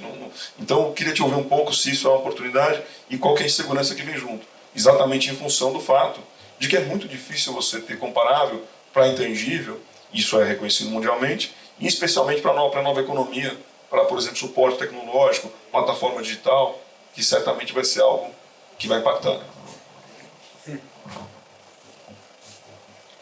Parte ruim de ficar por último é que sobram muitos temas para falar, mas vou tentar cobrir bem brevemente todos. Primeiro, assim, comentários gerais em relação à instrução normativa, que foi o primeiro ponto que o Roberto trouxe. Em geral, acho que a regulamentação está bem em linha com o que o CDE propõe. Alguns pontos de atenção, a questão da base de custo, quando tem uma clara preferência pelo método direto, mas a gente sabe que na prática, na maioria dos casos de centro de serviços compartilhados, a gente acaba utilizando métodos indiretos. Na minha visão, ficou muito restrito às hipóteses de método indireto. Eu acho que deveria ter um rol ali que é exemplificativo e não taxativo, como foi feito. Eu acho que deveria ter uma previsão para a utilização de custo orçado, com depois a possibilidade de fazer ajuste, porque na prática, muitas vezes, nas remessas periódicas, as empresas não conseguem ainda fazer o fechamento do custeio por absorção nessas hipóteses, e daí poderia ajustar no final. Na questão da atividade de sócio, para mim faltou ali um exclusivamente interesse próprio, porque a gente pode ter aquelas situações que eu faço atividades de sócio, mas que beneficiam de forma indireta uma outra entidade do grupo. Então vamos imaginar que a controladora faz um balanço consolidado em IFRS, mas a subsidiária nos Estados Unidos que usa o US GAAP, ela também precisa publicar em IFRS por conta de alguma obrigação que ela tenha. Aí deixou de ser interesse exclusivamente do sócio acionista e poderia eventualmente ser alocado. Em relação ao teste do benefício, na minha visão, faltou tratar algo que existe na legislação norte-americana, que são os benefícios intermitentes ou ocasionais, que na minha visão é até talvez um ponto de que o teste de benefício seja um pouco mais rígido que a regra geral de dedutibilidade de despesa, porque na regra geral de dedutibilidade de despesa eu tenho que mostrar que existe um proveito, né, mas que existe um vínculo de pertinência entre a despesa que é incorrida e a atividade da pessoa jurídica. E no teste do benefício, em algumas situações, se a gente não tem essa flexibilização, por exemplo, para serviços só colocados à disposição, que não foram efetivamente prestados, ou para essas atividades que são intermitentes ou ocasionais, você acaba tendo uma dificuldade se você aplicar ele de uma forma estrita. Por isso que eu acho que deveria ter sido regulamentado esses pontos. E uma última questão na IN que me causa preocupação é aquela questão dos empregados cedidos, né? Porque quando ele fala de prestação de serviço por meio de contratos que não foram formalizados, ainda que mediante transferência de funcionários, pode dar uma impressão de que qualquer transferência de funcionário agora vai ser tratado como uma prestação de serviço, porque você disponibilizou, né, um empregado, um funcionário para uma outra empresa do grupo, e eu acho que esse não é o caso no delineamento da transação. Eu acho que deveria ter um detalhamento em relação a isso. Aí, em relação às questões que a Mariana levantou, eu tenho visto na prática a mesma questão em relação a conhecer o Brasil. Eu acho que porque a nossa legislação 9430 era muito diferente da prática internacional, muitas vezes os grupos não tinham uma noção concreta do que efetivamente acontecia aqui. E eu já peguei na prática casos em que se falava, não, o Brasil não faz nada de relevante, é uma atividade de risco limitado, e aí eu peguei o relatório da Lei do Bem e tinha vários programas de desenvolvimento de intangível aqui. Então, completamente contraditório com a visão que eles tinham do próprio grupo. Em relação à questão dos royalties, na maior parte dos casos que eu tenho visto, se você tentar testar um royalty pelo PIC, por exemplo, você vai chegar nesses ranges absurdos. E aí muitas vezes a gente vai entrar nessa discussão do royalty residual, né, usando outra metodologia, e o restante é retirado do país via management fees, via royalties. E aí eu acho que a gente vai chegar num ponto de discussão muito grande, porque os royalties vão acabar, vamos imaginar que eu tenho uma margem operacional pequena que tem que ficar no Brasil e todo o restante vai ser mandado para fora via royalties. Eu vou chegar com royalties astronômicos nessas remessas, e o fisco usando, né, esses estudos indo para uma metodologia mais de PIC, porque tem uma clara prioridade, né, na lei para o PIC, vai poder eventualmente questionar isso. Então eu acho que esse vai ser um grande ponto de contencioso.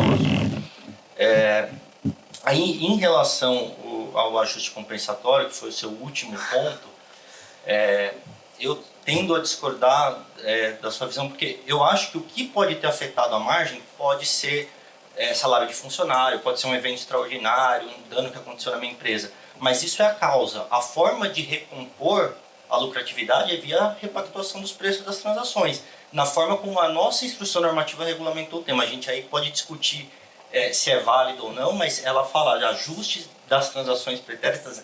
Eu não consigo ler na instrução normativa um ajuste de margem dissociado de transações pretéritas, porque ele exige a concordância, exige que se indique as transações que estão sendo repactuadas, exige que isso seja registrado na contabilidade.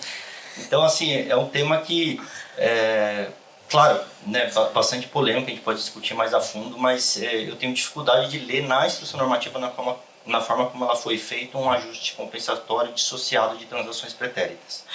Só para aproveitar, mas eu não vou entrar nesse tema não, porque senão a gente vai ficar uma hora aqui. Mas tem uma parte lá que ela fala, se não puder ser relacionado, hoje ainda tem esse espaço, né, entre a Customs Valuation, ou seja, entre a avaliação aduaneira e a lei, de que eu tenho que ajustar a minha DI, eu tenho que ajustar meu preço ou não, eu tenho um impacto de remessa ou não, que ela fala que naquele momento... Que isso eu acho que é uma segunda discussão, que não causa impacto automaticamente em relação aos outros tributos.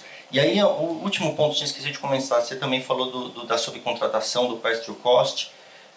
Na minha visão, o que veio ali na IN está em linha com o que o fisco já falava desde a solução de consulta 8 de 2012. Então, quando você tem subcontratação, você tem que ter incidência no imposto de renda na fonte nessas remessas. Deixa eu só trazer um ponto do Reuters que eu achei interessante, Javier. Eu não sei, a gente, por acaso, como eu morei nos últimos 5 anos, eu estava em Madrid, eu estou no escritório responsável pela parte espanhola. A gente está num evento agora, e eu tenho discutido muito, e o que eu tenho perguntado é o que o fisco espanhol tem visto com essa mudança da lei brasileira e o que são os focos, né, que eles têm tido, assim, porque a gente tem, claro, tem discussão de outros fiscos que agora o Brasil mudou, agora me dá minha parcela do dinheiro, que eu deixei aí porque não tinha como a gente pagar. O pagamento de royalties é um claro, porque eu acho que eu vou entrar aí. Eu não tinha, às vezes, uma limitação, desculpa a palavra, mas ridícula de dedutíbilidade, que eu não, às vezes não, eu tenho muitos clientes que não pagavam. Não vou pagar porque eu tenho uma limitação muito baixa, é melhor simplesmente fazer uma adição ali. Porque eu tenho os impactos na remessa. Acho que é aí que pega, né? O nosso CID, a nossa PIS e COFINS. E o que eu tenho escutado do pessoal da NY da Espanha é que royalties tem sido uma grande pedida do fisco espanhol no sentido de que eles fizeram um waiver ao longo desse tempo todo e agora eles querem uma parcela da parte deles e que se refere, né? Então, acho que é um tema, pegando o gancho aqui do Alexandre, que esse ano a gente tem que fazer o storytelling, esse ano a gente tem que criar tudo isso, assim, pensando não só em Brasil, mas pensando também na Espanha, o que foi na outra receita. Então, não é fácil, mas eu acho que, gente, o primeiro ano é mais difícil, é um parto, mas depois a criança vai crescendo de forma bem linear, que é você criar o seu modelo de negócio e colocar, e eu acho que é muito importante que é esse momento que você tem o poder de colocar, não deixar uma coisa aberta para deixar a receita contar a história que você não quer que conte, que é uma história que não faz sentido com o seu business, né? Então, sempre alinhado com o business, que eu amo TP, porque eu acho que é real, ele está alinhado, não está com uma margem que é simplesmente fiscal, mas você contar uma história que faz sentido daqui e também vai fazer sentido para o outro país, para a Espanha. Então, acho que esse que é o ponto de 2024. Desculpa, pessoal. Bom, sí, ¿me oyen bien? Me imagino que sí.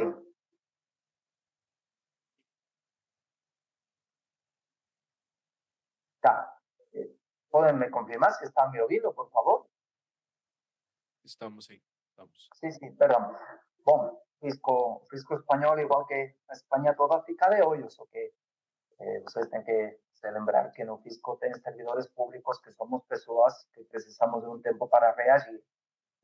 Os mais inteligentes vão no setor privado. Então, vamos dizer que só precisa de um tempo, e como vocês muito bem estão falando, todo esse novo regime começou o 1º de janeiro de 2024. Então, vamos precisar de um tempo.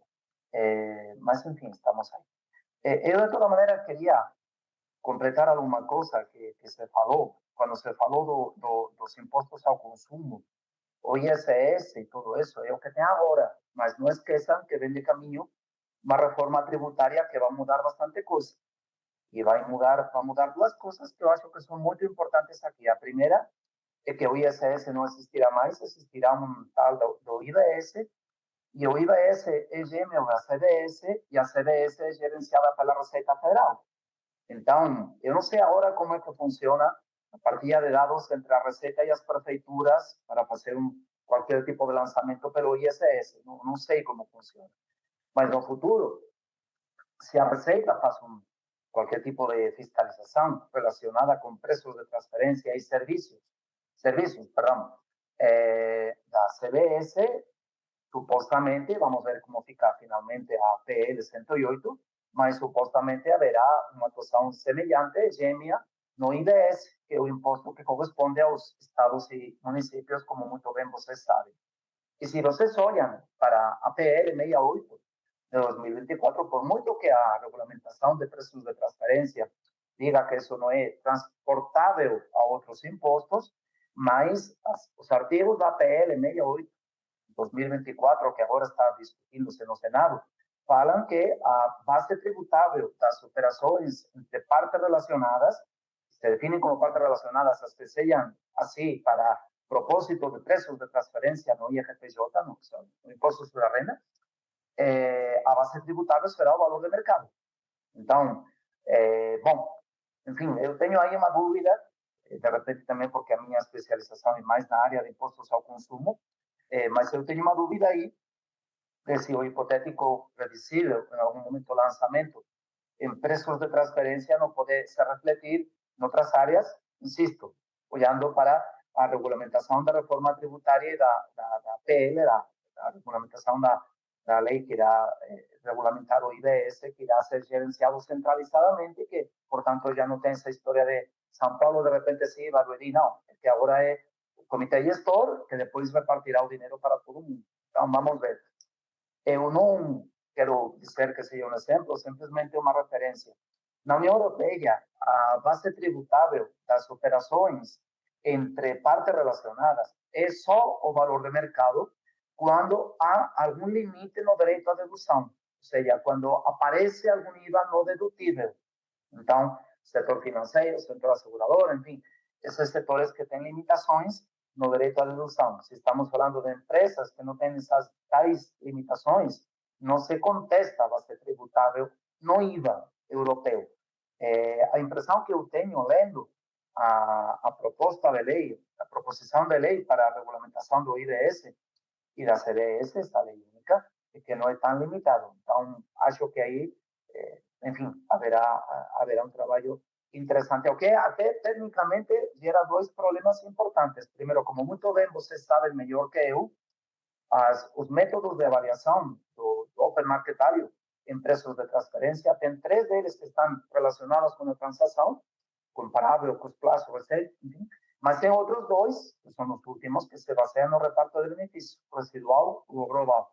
Enfim, esses 2 não batem muito bem com a imposição ao consumo, que é muito relacionada com as transações. Então, aí pode haver um problema que não é fácil de solucionar. E segundo, do ponto de vista contencioso, se houve um lançamento, o que acontece depois?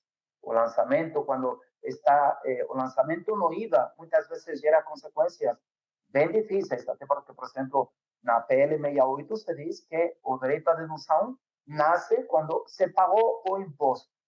Então, um hipotético lançamento por um serviço fornecido desde o exterior, como é que vai funcionar na área do IVA? Ou seja, a empresa vai ter que pagar e tempo depois recuperar o que pagou. Isso vai depender de se entrou no contencioso, porque se entrou no contencioso não precisa pagar, então também não tem direito à dedução. Uma vez que acabe o contencioso, como é que isso se compensa, se é que tem que se compensar ou não. Enfim, é um mundo que não é uma fantasia minha, eu não tenho imaginação, mas que na Espanha deu muito trabalho, muitas situações e muitas dificuldades. Então, acho que aí há uma área de contato entre impostos diretos e indiretos que deve ser considerada. E, insisto, por muito que a lei, a regulamentação, a lei de preços de transferência do ano passado diga que não, que depois a regulamentação da reforma tributária diz que sim. Então, não sei exatamente isso como pode ficar. E isso é isso. Obrigado. Bom, eu queria fazer uma última pergunta que a gente recebeu dos nossos... Bom, passou muito rápido, né? A conversa vai fluindo e já são quase 11 horas. Mas eu queria fazer uma última pergunta para vocês que a gente recebeu de um dos nossos associados. Diz respeito a, talvez não operações tão grandes, mas assim, a aplicação de regras de preço de transferência em empresas no presumido, né? Então, eu queria que vocês rapidamente falassem um pouco disso. Salvo engano, no ano passado nós tivemos uma decisão judicial, se eu não me engano, excluindo uma decisão, acho que foi uma liminar em mandado de segurança, excluindo a empresa que estava no presumido de submeter as regras de preço de transferência. Enfim, queria ouvi-los, que nós também temos aí vários associados que são empresas espanholas que estão no Brasil na forma de empresas com uma controlada que está no presumido. Acho que é bastante importante para esse público também. Posso falar um pouco rapidamente? Que eu também tenho bastante clientes que estão chegando com essa dúvida. E eu acho que volta um pouco do que eu falei do storytelling, de você entender quais são os seus objetivos no primeiro, no segundo, no terceiro, no quarto, quinto ano. Porque eu acho que o presumido funciona muito bem nesse sentido, em que você não tem que justificar o TP. Só que, de novo, você vai ter que colar com o que está sendo feito global. Então, agora, você não tava um bichinho separado do presumido com relação a tudo. Você vai ter que, assim que a empresa chegar num momento em que faça sentido para ela e entrar para o núcleo real, eu acho que é uma análise, um planejamento que ela já tem que fazer a partir de agora, para entender quando ela entrar, que modelo que ela vai entrar e como ela vai implementar isso. E eu acho que isso tem que ser... São novos tempos, novos mundos, mas eu acho que, de novo, como a gente está com a receita agora de que esse alinhamento e o grupo lá fora, alinhamento com essa política global, essa revisão do presumido, hoje eu acho que ela tem que ser não só do ponto de vista de imposto de renda, mas no ponto de vista, se eu sair faço sentido de imposto de renda, mas se eu entrar no TP, quais seriam o meu modelo e quais impactos que eu vou ter no meu modelo, se eu tenho que fazer uma remessa lá para fora e qual vai ser os impactos. Então, ela aumenta o escopo, eu acho, dessa análise. Eu fico no presumido, eu não fico. E, de novo, também tendo sempre a atenção de que traga para você essa decisão e da forma mais antecipada possível para ser muito estratégica e você construir o modelo que você quer construir. Eu acho que é um pouco nessa linha que eu queria comentar, não sei se... Eu acho que essa pergunta do associado, Roberto, ela até vai em linha com o que o Javier estava falando do IBS, né? A gente vai viver uma transição muito difícil, porque ao contrário de preço de transferência, que uma legislação deixou de existir para alguns contribuintes e uma outra nova começou a existir, a gente sabe que tem alguns contribuintes que anteciparam os efeitos, mas no caso do IBS, quantos anos vai ser a transição? Quase 10 10 anos, quer dizer, então a gente vai ter uma briga entre fiscos municipais em relação ao ISS, creio eu, não sei como está a regulamentação, mas a gente vai ter essa dualidade de regimes, de conceitos, durante 10 anos. Né? E o lucro presumido também. O lucro presumido, para quem não está habituado, é uma forma, diria eu, simplificada de apuração do lucro sujeito ao imposto de renda. A gente vê, ainda que ele exista, há quantos anos a gente permanece com o limite de 78 milhões? Uns 10, talvez mais, quer dizer, então assim, a gente percebe que é um regime, não sei de nada, tá, pessoal, quem está nos ouvindo, não sei de nada, mas a gente percebe que é um regime meio que fadado talvez não é muito simpático aos olhos de autoridades tributárias e da legislação em si, porque é um limite que vai sendo asfixiado ao longo do tempo em relação às suas possibilidades de opção. Então, eu diria que, e aí vem, quando vier a reforma tributária da parte de impostos de renda, será que o presumido vai continuar com a cara que tem hoje? Com a cara que tem hoje, não está nesse mundo do preço de transferência. Né? Tem até uma disposição, acho que objetiva em relação a isso, a despeito do que essa decisão que você mencionou, Roberto, trouxe. Então, eu diria que é uma transição muito complexa, seja ela na questão dos serviços e da sua abrangência no IBS, seja ela do presumido. Hoje está resolvida, mas daqui a 10, 15 anos, sequer eu sei se o presumido vai existir. Tá? Não estou querendo assustar o associado da Câmara, mas assim, não sei. E acho que se essa resposta vier daqui a 15 anos, talvez boa parte de nós esteja até aposentado do direito tributário para responder isso.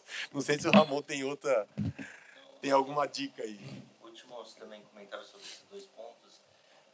Eu acho que, em relação ao impacto dos contributos indiretos e tributos aduaneiros, é uma questão que precisa analisar caso a caso. Então, acho que até andou bem a IN ao falar que não tem impacto automaticamente, porque, primeiro, a parte testada para fins de preço de transferência não necessariamente vai ser a mesma parte que é o contribuinte aqui. Dependendo do método de preço de transferência, a gente está falando da margem a ser alocada e não do valor de transação a transação.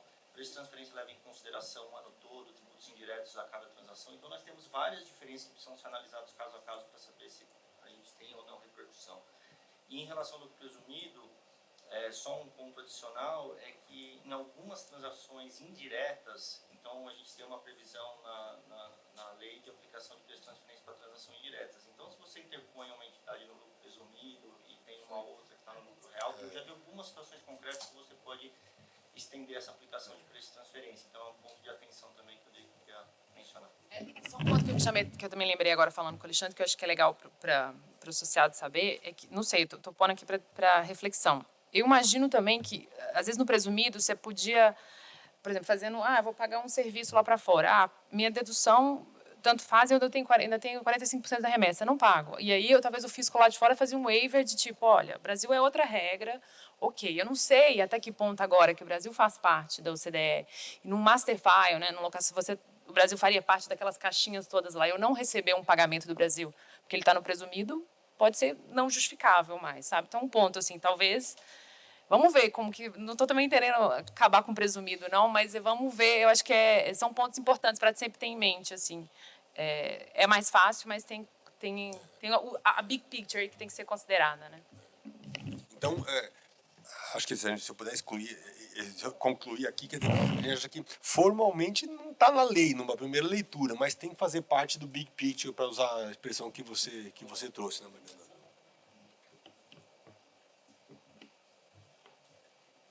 Pessoal, então, Aqui, ó. nosso tempo aí se esgotou, só gostaria de agradecer a todos aí. Acho que foi um debate super bacana de novo, né? Foi uma reunião bem aberta, né? Diferente de outros fóruns de debate, onde a gente tem uma estrutura diferente. Obrigado, Alexandre, Mari e Ramon aí pela presença. Passo aí a palavra aí para os meus queridos amigos aí, Tonani e também para o Roberto, só para as considerações finais e para a gente poder fechar aqui. E obrigado, viu, Javier? Inputs muito importantes aí.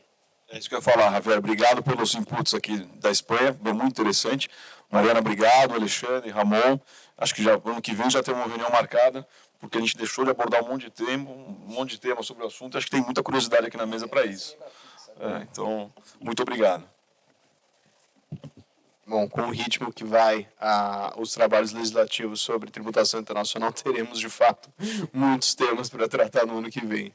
Bom, gente, muito obrigado pela participação de todos, agradeço todos os convidados e aos meus companheiros aqui de coordenação, Cássio e Fernando, por todo o apoio ao longo desse ano. Foram excelentes discussões. Muito obrigado.